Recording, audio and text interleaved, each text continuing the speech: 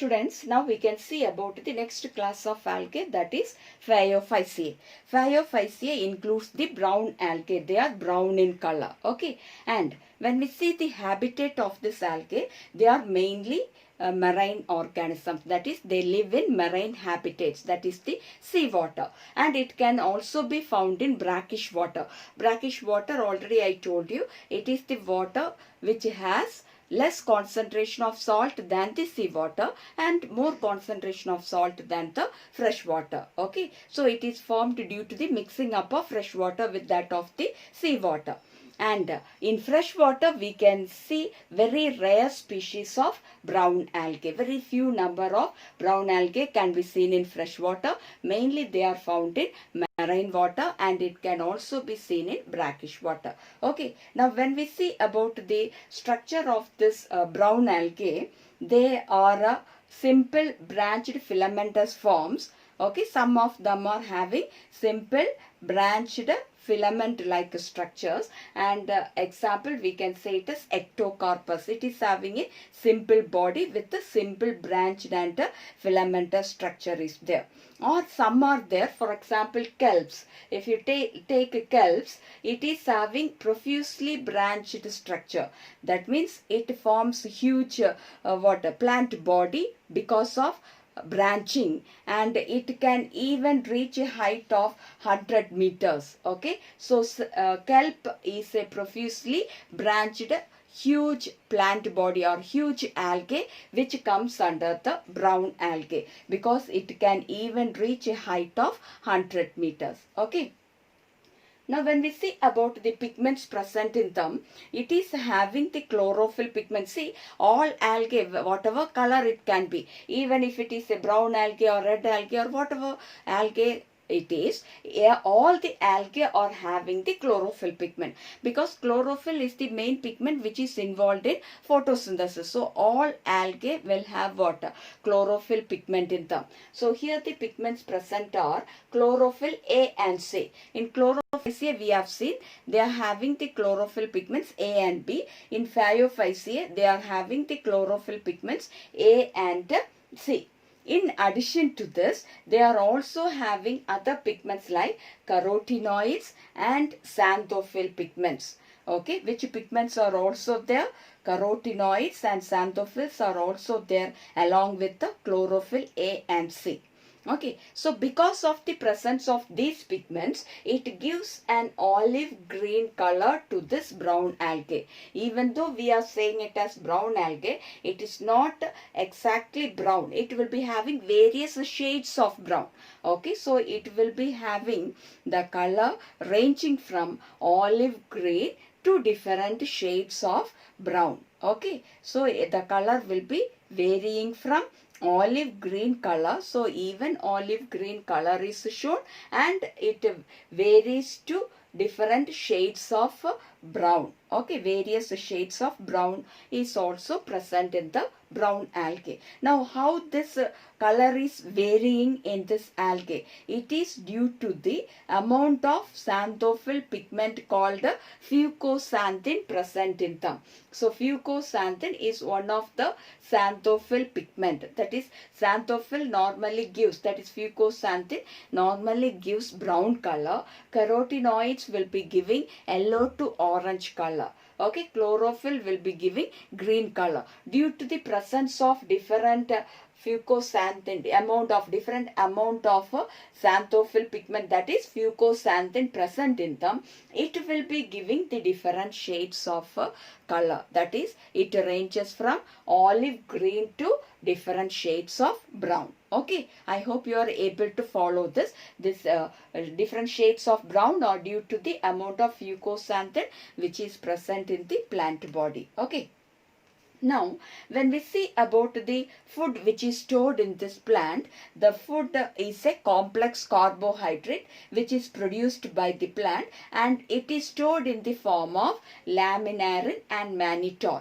They are also carbohydrates only, but the name is different. What is it? It is laminarin starch or mannitol starch, we can say. Okay, so the food is stored in the form of laminarin and mannitol. Okay.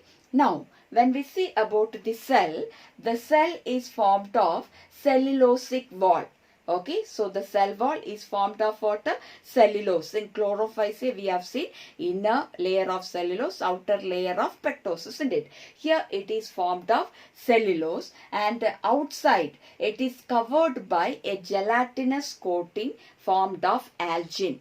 So, and the economic importance we have seen, algin, a hydrocolloid is the, what is it? Algin or carrageen. Algin is produced by brown algae and carrageen is produced by the red algae. So, surrounding the cellulose, there is a layer of gelatinous coating formed of algin, because the brown algae produce the hydrocolloid called the algin. Okay, then when we see inside the cell, protoplasm is there, and that protoplasm contains nucleus and a vacuole. Okay, a central vacuole is present and a nucleus is also present in the protoplasm inside the cell. Okay. Now, when we see the plant body, so this is about the cell structure, and now when we see about the plant body, you can see here, the plant body consists of structures called holdfast, stipe and frond. What is this holdfast?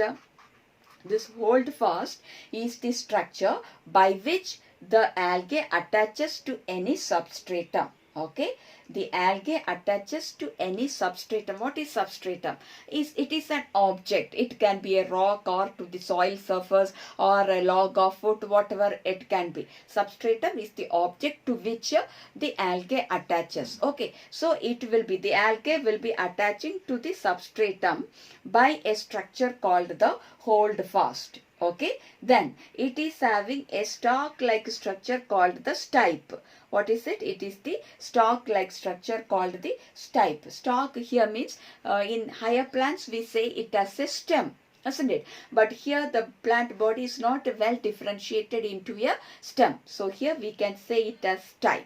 Then leaf-like structure, you can see here. These are leaf-like broad structures and they are called as frond. Okay, it is photosynthetic in nature. The frond is photosynthetic in nature. Okay, so we can say the plant body is differentiated into three parts. What are they? Holdfast, stipe and frond. Holdfast is the part by which the algae attaches to any substratum. The stipe is the stalk-like structure or the stem-like structure, and frond is the leaf-like structure, which is the photosynthetic organ of this algae, which can synthesize the food by the process of photosynthesis. Okay, I hope you might have understood the structure of the plant body, that is the brown algae. Okay, now how they reproduce? Here also the brown algae reproduce by vegetatively, asexually as well as sexually. Vegetatively they reproduce by fragmentation. What is fragmentation? The body will be breaking down into many fragments and each fragment can develop into a new algae. Okay, so vegetatively they reproduce by fragmentation, and asexually they reproduce by producing spores. Okay, asexually they reproduce by producing spores, and here the asexual spore which is produced is a biflagellated zoospore. What is the name of the spore? It is zoospore and it is biflagellate. What is biflagellate? Bi means two. They are having two flagella. So we can say it is biflagellate zoospores. Okay, and when we see the shape of this biflagellated zoospores, they are pear shaped. Pear, P-E-A-R, pear shaped. Okay, and it is having two unequal laterally attached flagella. These zoospores, I told they are having two flagella, and these two flagella are unequal in size. Okay, that means one is short and one is long. Okay, and where they are present? On their lateral side. In chlorophyce, I told it is present at the apex, at the tip.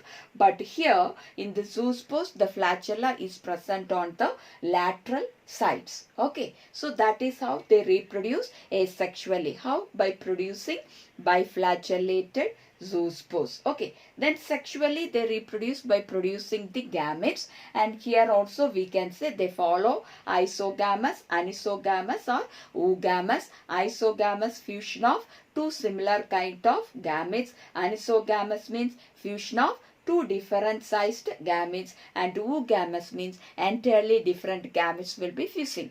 One is very large, which is the female gamete, and another is the small male gamete, which is motile. Okay, so the female gamete will be seen as the oogonium. Okay, within the oogonium it is seen. What is that oogonium? It is a structure in which the female gamete will be formed. Okay, so inside the oogonium, the female gamete will be formed, and the male gamete will be reaching the female gamete and fuses with it. The male gamete is pyriform. Pyriform means pear-shaped. Already I told you, pear-shaped. That means its structure is named as pyriform. Okay, it is pyriform, that is pear-shaped, and it is having two laterally attached flagella. Two flagella are there, they are laterally attached. Okay, now some of the common examples are ectocarpus, dictyota, sargassum, laminaria, fucus, etc. So these are some of the examples of brown algae. Okay, so that is about the brown algae or Phaeophyceae.